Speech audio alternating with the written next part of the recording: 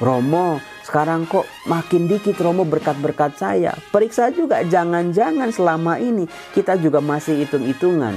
Belum tulus, belum dengan kerelaan hati ketika menabur kebaikan-kebaikan kita.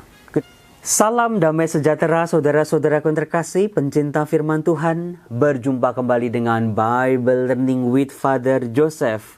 Saudara-saudaraku, mudah-mudahan Anda tidak pernah bosan untuk mendengar apalagi menjawab pertanyaan saya di setiap awal video.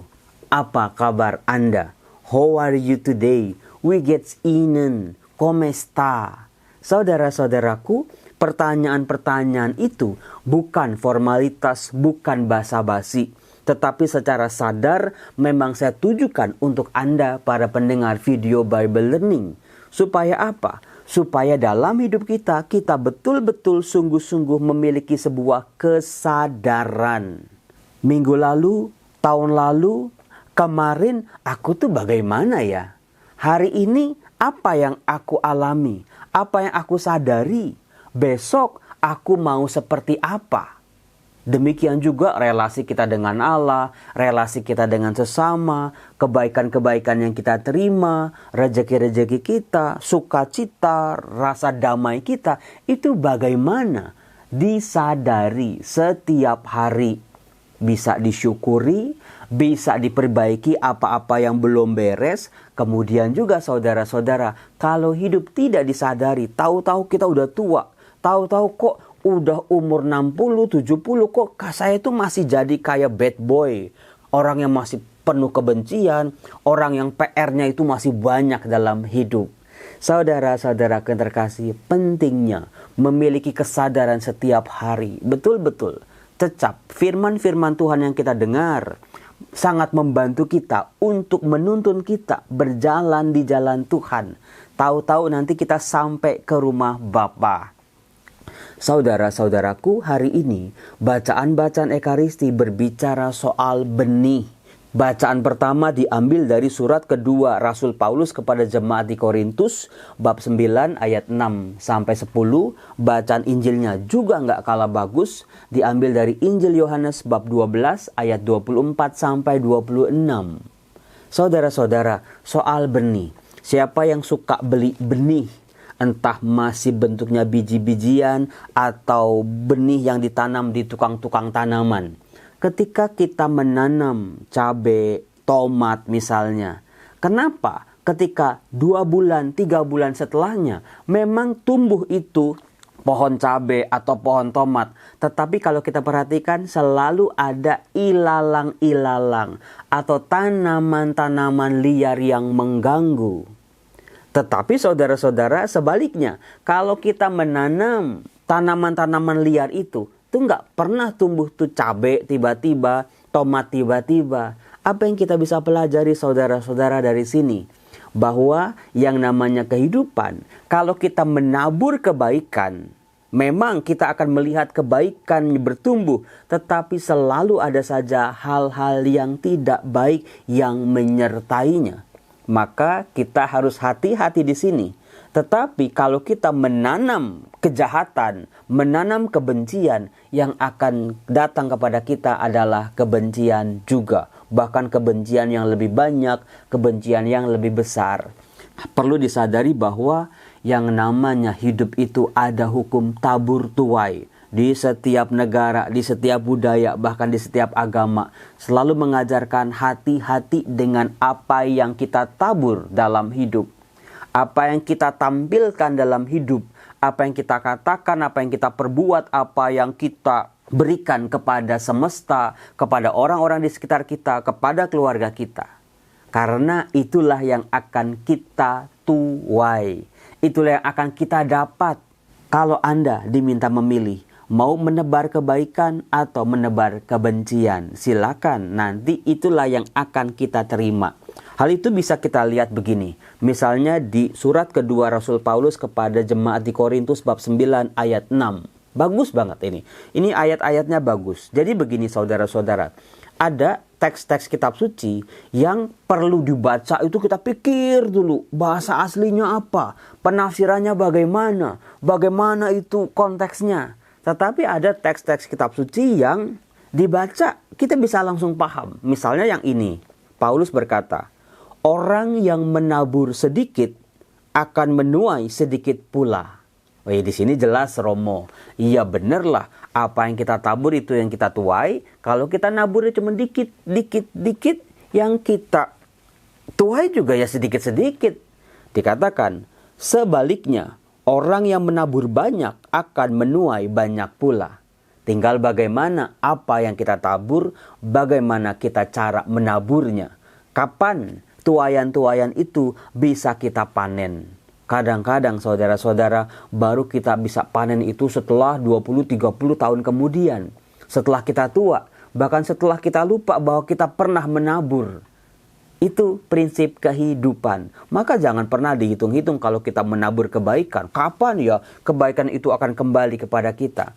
Tuhan selalu punya cara di saat-saat yang paling tepat, saat kita membutuhkan luar biasa. Tuayan-tuayan itu akan datang sendiri. Kebaikan-kebaikan itu seperti magnet dalam kehidupan kita. Nempel. Kebaikan yang mencari kita. Tidak perlu kita cari-cari kebaikan. Kebaikan akan mencari kita. Dikatakan oleh Santo Paulus, hendaklah masing-masing memberi menurut kerelaan hatinya. Jangan dengan sedih hati atau terpaksa. Saudara-saudara, yang namanya hukum tabur tuai itu akan betul-betul balik kepada kita. Hal-hal kebaikan kalau kita memberi dengan sukacita. Memberi dengan sebuah kerelaan. Memberi dengan hati yang gembira. Memberi dengan sebuah ketulusan. Artinya apa? Tidak hitung-hitungan. Tidak marah kalau kita kasih 10 kok dapatnya cuma 2 misalnya. Kita udah memberikan kebaikan kok datang kepada kita hoaks dan kebencian misalnya. Kita menjadi marah, bahkan tidak jarang kita berhenti menabur kebaikan itu. Kalau kita berhenti menabur kebaikan, kita tidak akan pernah menuai kebaikan dalam hidup kita. Jadi kuncinya adalah dengan kerelaan hati. Ya Romo, yang namanya ngurus anak ya. Di zaman sekarang itu kan makin sulit, bukan? Anak makin ngelawan, anak makin menjauh dari orang tua, anak kayaknya punya dunia sendiri sama gadgetnya, sama handphonenya, sama sekolahnya, sama kuliahnya, sama teman-temannya, sama pergaulannya. Saudara-saudara, kalau memang anak ini kita didik, kita beri kebaikan terus dengan sebuah ketulusan ya, orang tua juga seringkali mengungkit-ungkit kebaikannya kepada anak. Demikian juga dengan pergaulan dan juga pelayanan kita kepada sesama. Jangan pernah ungkit-ungkit. Lakukan itu dengan tulus. Mau nanti dia kurang ajar, mau nanti dia lupa buat kebaikan-kebaikan kita, itu urusan dia. Yang penting kita tetap melakukan kebaikan. Kalau dengan ketulusan, kita nggak pernah tahu kapan itu anak akan membalas kebaikannya kepada kita. Percayalah, kebaikan kalau kita tuai setiap hari dengan tulus akan mendatangkan kebaikan buat kita. Nah, dikatakan Allah sanggup melimpahkan segala kasih karunia kepadamu supaya kamu senantiasa berkecukupan di dalam segala sesuatu, malah berlebihan di dalam berbagai kebajikan. Apakah Anda tahu 1 biji cabai kalau kita tanam itu nanti ketika kita menuai bisa ratusan cabai. Dengan gambaran seperti itu, Paulus mau menjelaskan bahwa Allah juga bekerja dengan cara demikian. Seperti kita memperlakukan orang-orang di sekitar kita, keluarga kita, sahabat kita, relasi kita. Bagaimana kita memperlakukan alam semesta ini, alam di sekitar kita. Percayalah, kalau kita menabur kebaikan-kebaikan, cinta kasih, perdamaian, sukacita, kebaikan di segala bidang, itu akan kembali kepada kita. Bahkan dikatakan kita akan hidup dalam berkelimpahan akan kasih karunia itu. Nah, Paulus mengutip sebuah nas, dikatakan, sebab Tuhan murah hati, orang miskin diberinya derma, kebenarannya tetap untuk selama-lamanya. Bahwa hukum ini adalah hukum yang abadi, hukum yang kekal, tidak akan pernah gagal, tidak akan pernah terbatalkan. Dikatakan, Allah yang menyediakan benih bagi para penabur dan roti untuk dimakan. Allah jugalah yang akan menyediakan benih bagi kamu. Artinya apa saudara-saudara? Ternyata benihnya itu bukan berasal dari kita, bukan kita beli, bukan kita korek-korek dalam diri kita. Paulus menyadarkan kepada kita benih-benih kebaikan, benih cinta kasih, benih pengampunan, benih pelayanan itu diberikan Allah kepada kita. Maka sudah selayaknya kita taburkan kepada dunia. Sadarlah saudara-saudara, ketika kita hidup kita tidak bawa apa-apa. Itu yang pertama. Lalu yang kedua, ketika kita hidup tidak ada orang yang bayar supaya bisa hidup ketika dia dilahirkan. Tidak ada. Semuanya kita terima dari Allah. Semua karena kasih karunia-Nya.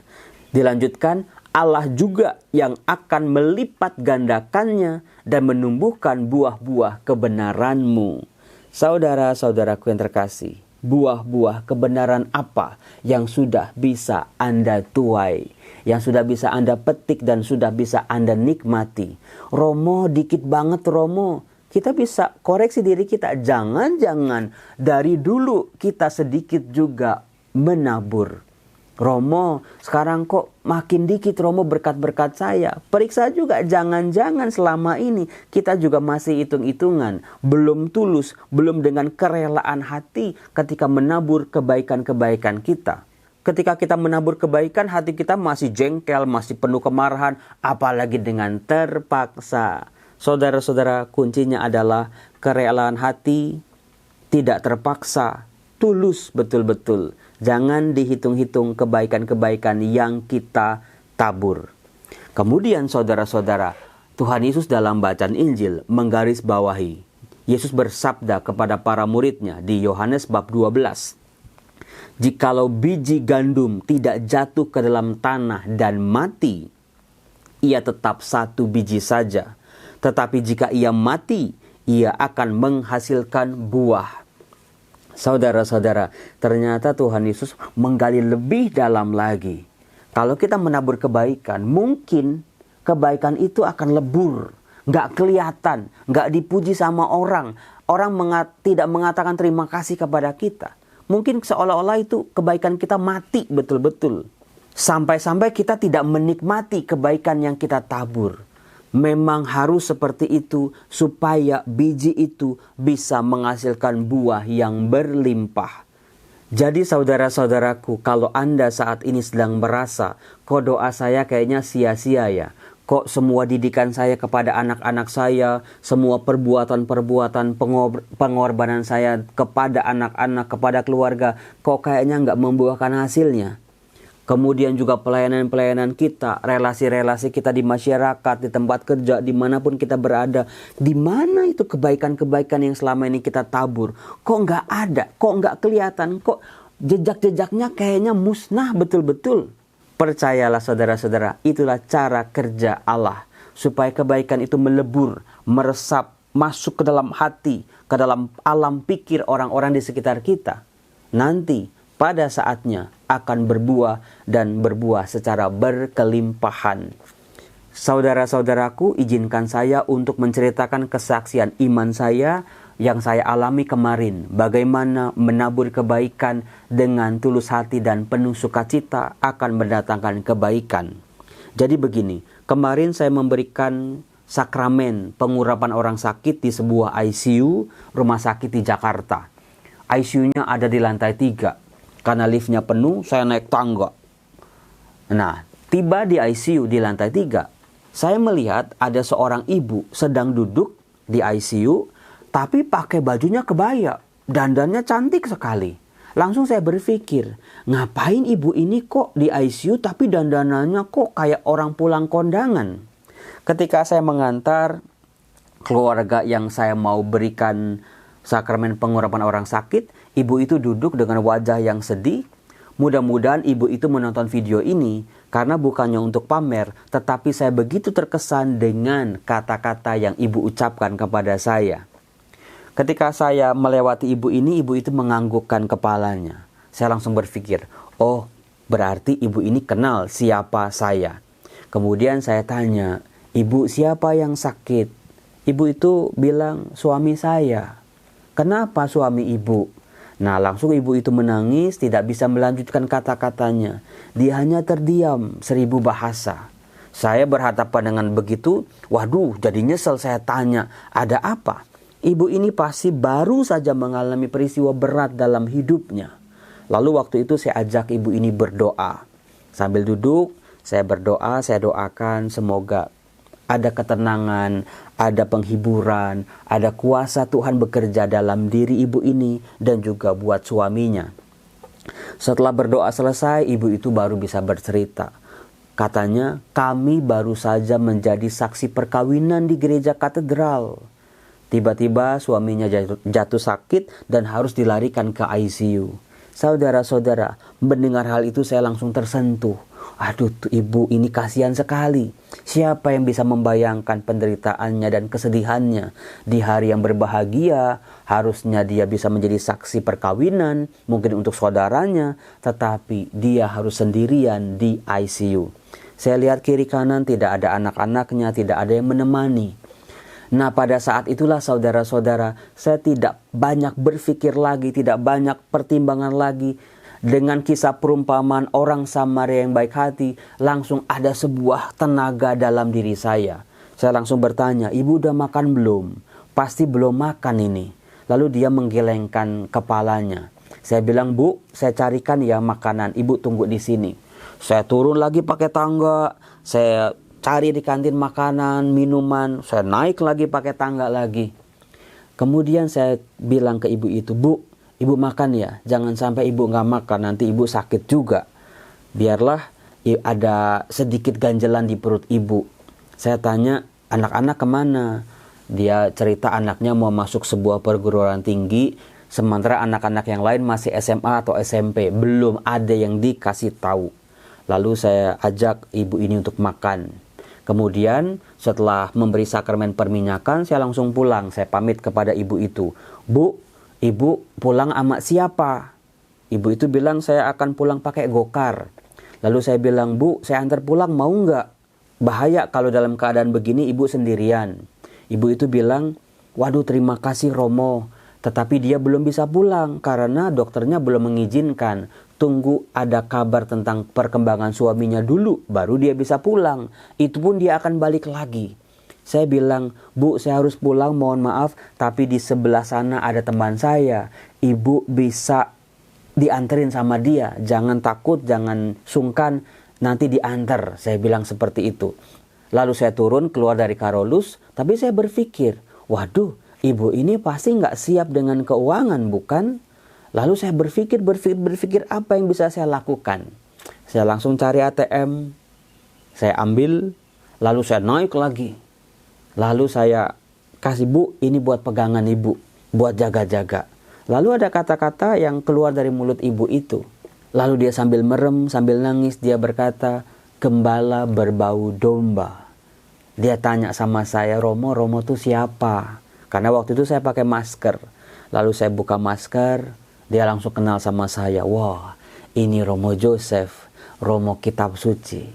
Saudara-saudara yang terkasih, pulang dari Karolus, saya sungguh-sungguh mengalami sukacita. Sebuah penghiburan rohani buat saya ketika dengan tulus saya menabur kebaikan. Pasti saya yakin ada kebaikan-kebaikan semesta yang juga akan mengikuti saya. Kebaikan-kebaikan Tuhan, buah-buah kebenaran akan selalu menyertai hidup saya. Saudara-saudara, apakah Anda hari ini sudah menaburkan kebaikan dalam hidup Anda? Salam damai sejahtera, Tuhan Yesus memberkati. Salam.